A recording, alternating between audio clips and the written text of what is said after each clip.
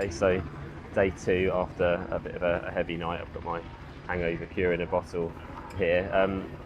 As I mentioned yesterday, kind of using my membership this time, and in a new enclosure this year, I think, called a garage enclosure. So it's very nice actually if I move the camera around. It's all got outside seating, people having their breakfast. There's my wife there, smiling, lovely. Tolerating the Goodwood Revival perhaps more than enjoying it. We are having a good time. But yeah, we've got to go get the children now, so hopefully they can have fun today like we did yesterday. So on we go, day 2.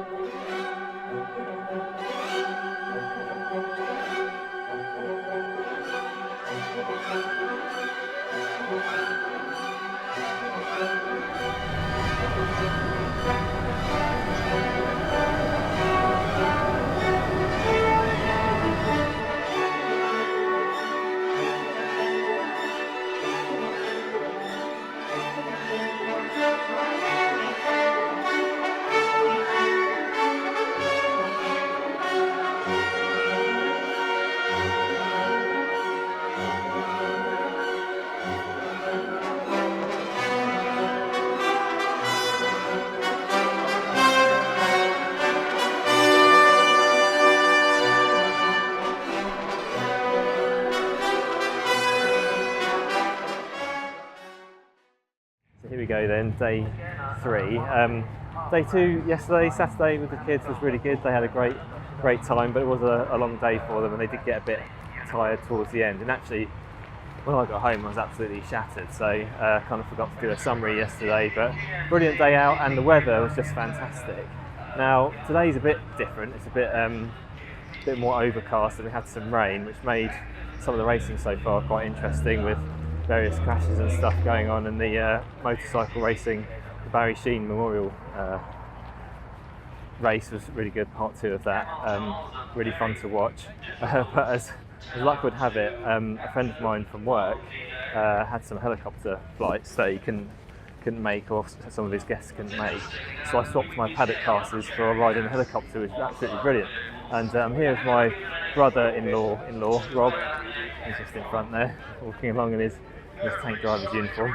And we're having a great time. So just going to make our way over to another one of the members' enclosures to watch the Sterling Moss tribute. We watched one yesterday, but Rob didn't see it, obviously he wasn't here.